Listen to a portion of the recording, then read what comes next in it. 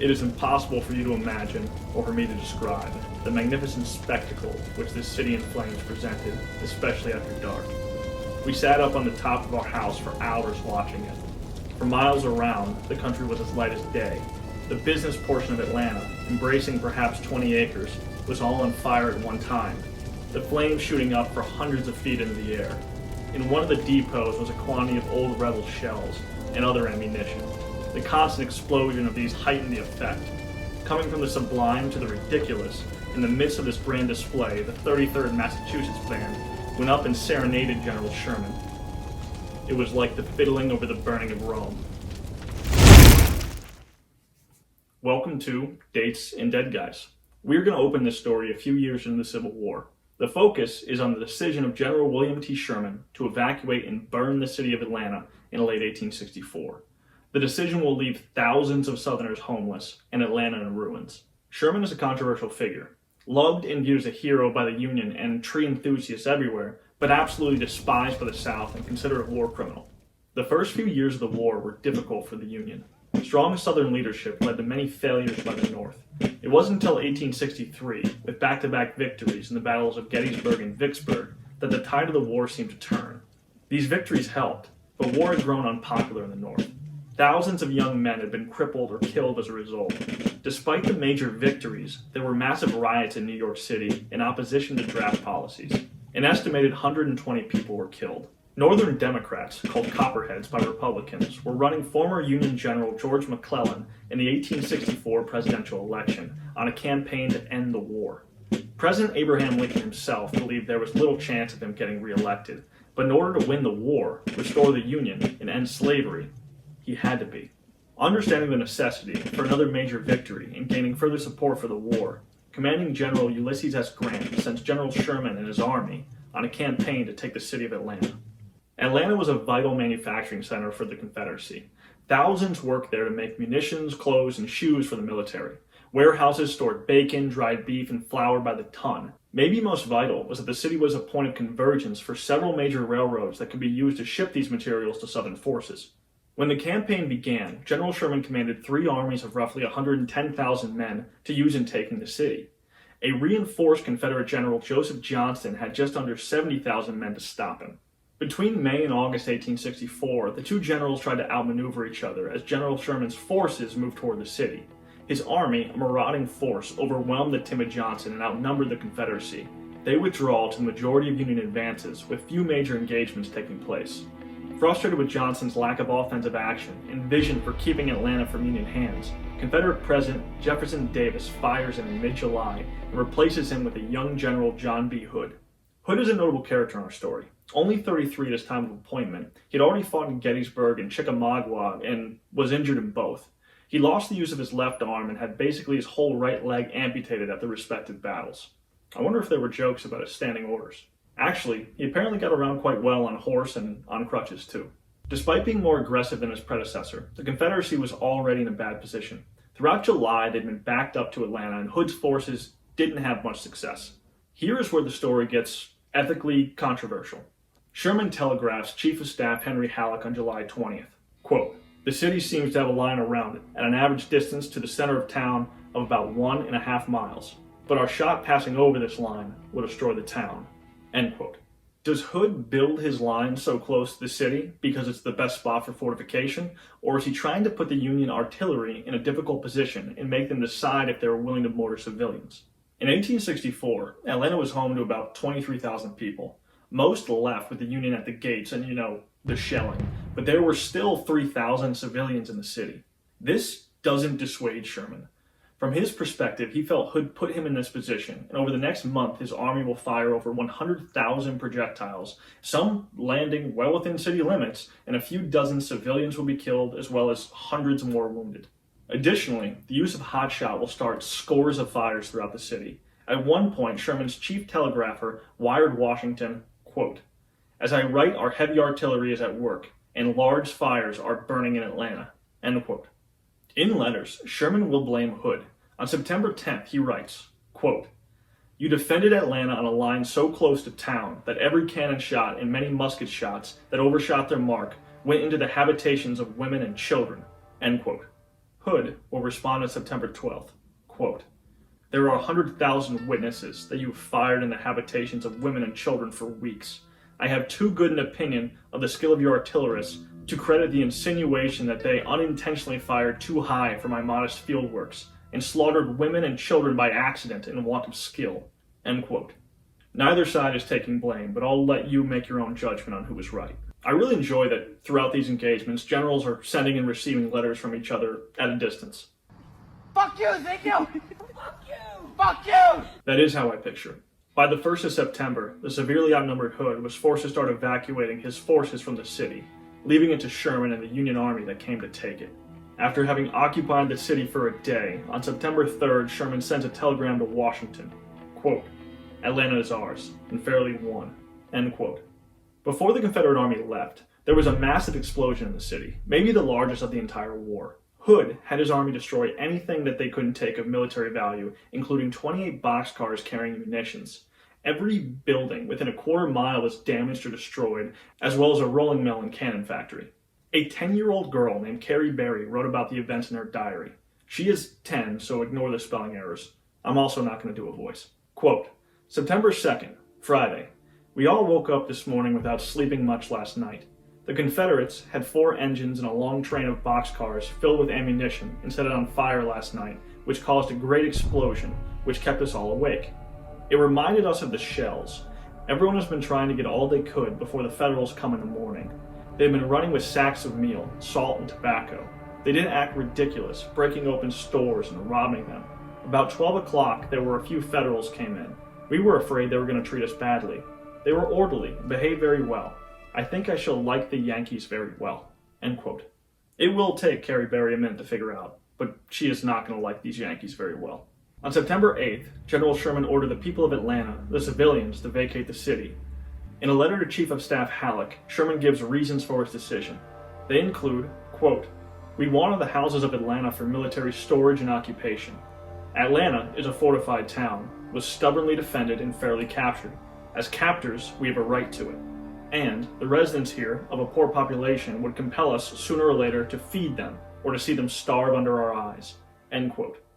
In the letter, he goes on to explain that civilians are families of the enemy and that they have a reason to spy and hurt the Union cause. Finally, the move is seen by the Confederacy as intensely cruel. They are essentially creating thousands of homeless. But Sherman adds that he doesn't care if the Southerners object.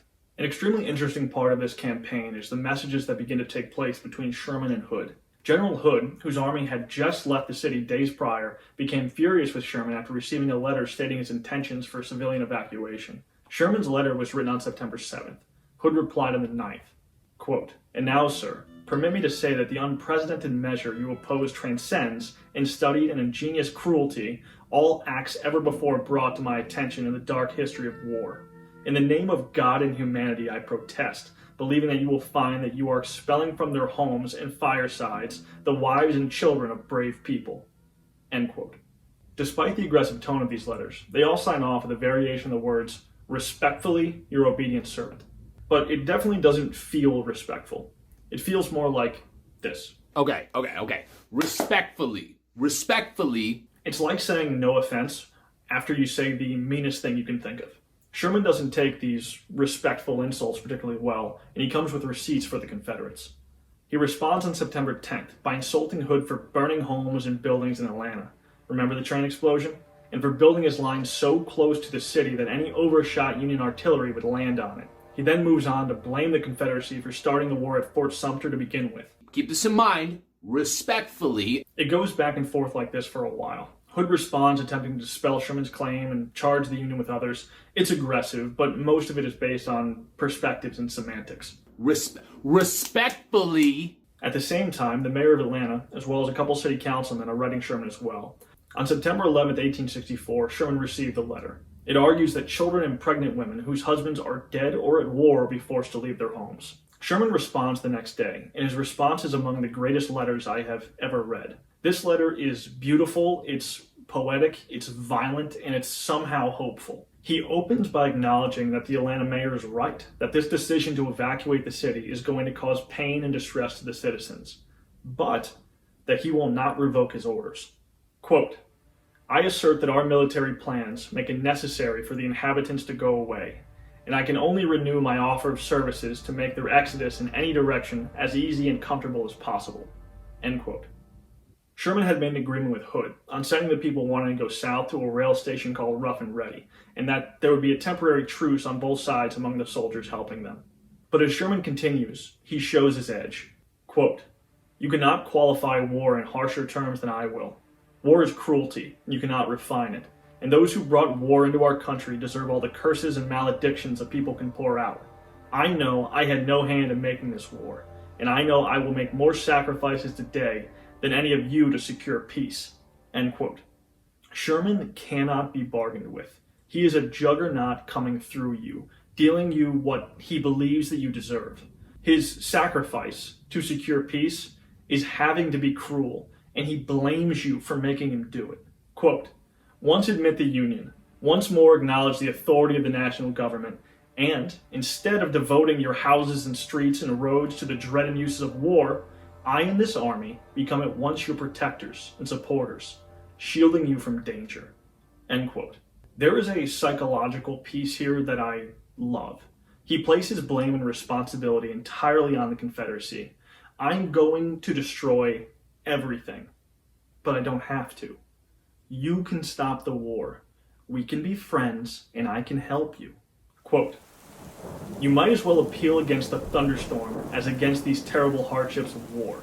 They are inevitable, and the only way the people of Atlanta can hope once more to live in peace and quiet at home is to stop the war, which can only be done by admitting that it began in error and is perpetuated in pride."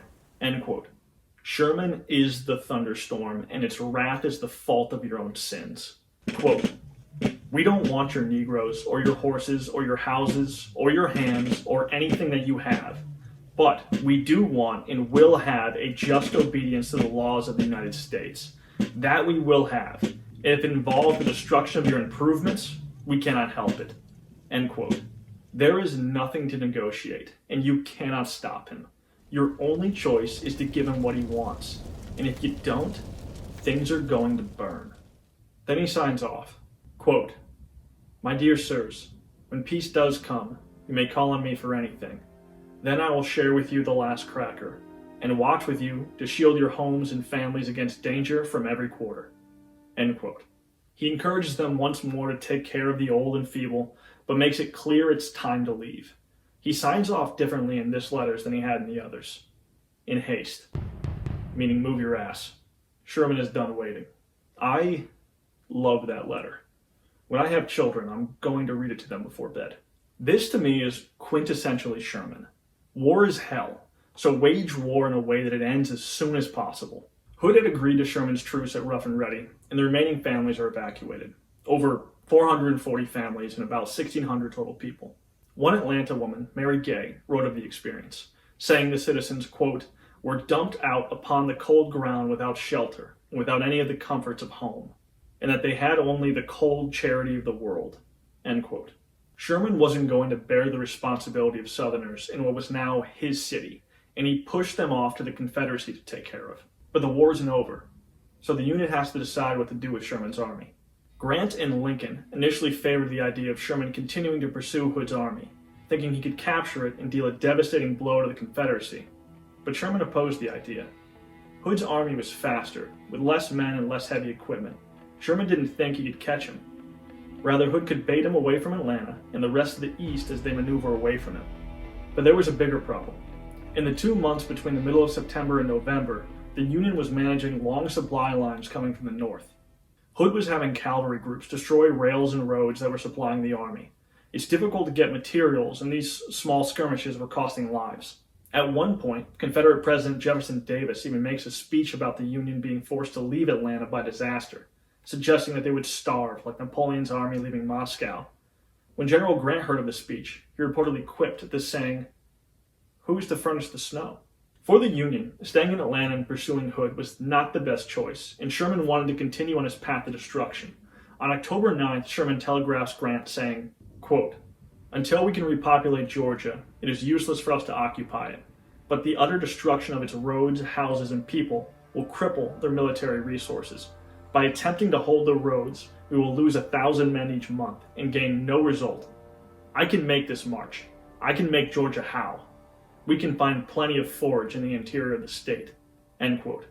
Sherman echoes this statement several times over the next month. He wants the army to move east and decimate the southern infrastructure. In doing so, he would abandon the supply lines in lieu of foraging for what they need in the south. As they go, they would destroy everything useful to the Confederacy and cripple southern morale.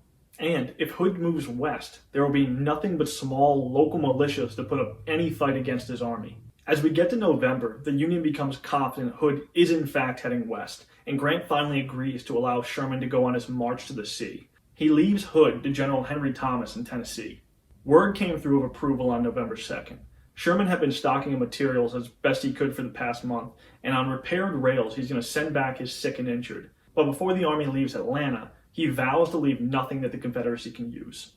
Sherman put Captain Orlando Poe in charge of the systematic destruction of the city, a charge that he seems to have taken on quite willingly. In a letter to Washington before the plan was executed, Poe writes, quote, "Atlanta will have ceased to exist," end quote. The plan was executed over the course of a few days in the middle of November. About 50 families had been permitted to stay in the city despite the evacuation. It's not perfectly clear to me, but I think that they were doing some work for the Union. Of them was the family of the 10-year-old girl Carrie Berry mentioned before. If you recall, she kept a diary and wrote about how she hoped that she would like the Union soldiers. In regards to one of those nights of destruction, she wrote the following, quote, "Wednesday, November 16th. Oh, what a night we had. They came burning the storehouse, and about night it looked like the whole town was on fire. We set up all night. If we had not set up, our house would have been burnt up, for the fire was very near, and the soldiers were going around setting houses on fire where they were not watched. They behaved very badly. They all left the town about 1 o'clock this evening, and we were glad they left, for nobody knows what we have suffered since they came in." End quote. Captain Poe estimated that 37% of the city had burned. An Indiana sergeant who witnessed the event got biblical. He wrote in his diary, quote, "The entire city was destroyed but for a few occupied houses. It reminds me of the destruction of Babylon because of the wickedness of her people." End quote. Some soldiers were sympathetic to the Southerners, but this one was not. A few weeks after the burning of Atlanta, the Charlotte Democrat published an article titled "Atlanta as Left by the Enemy." It detailed the destruction. It said that all of the city pumps were destroyed except for one, that car sheds, depots, machine shops, foundries, rolling mills, merchant mills, arsenals, laboratories, and armories were all burned. Most business houses were burned with little exception, and only 400 houses were left standing of what was previously 4,000 to 5,000. It wasn't all destruction either. Looting was also common. 250 wagons full of valuable materials like pianos, mirrors, and furniture were left. It appears the Union intended to send them home on railroads, but ran out of time before the exit orders came in. It's also apparent that some of the Southern families that stayed in the city took advantage too, as some of the unburnt homes that were previously rather modest now seem to have some very nice things that were noticed by those returning. At 7 a.m. on November 16th, Sherman left what was left of the city. He would later write in his memoirs, quote, "Behind us lay Atlanta, smoldering and in ruins, the black smoke rising in the air and hanging like a pale over the ruined city." End quote. His army continued to burn and pillage their way through the South on the famous March to the Sea. They will destroy hundreds of miles of railroads and damage the southern infrastructure on their way to Savannah. Then they will move north to South Carolina and Columbia, and that city will also burn. Sherman was only one part of the Union war effort, but within months, the Civil War will be over. But you tell me, is Sherman a monster? Or did Atlanta deserve to burn?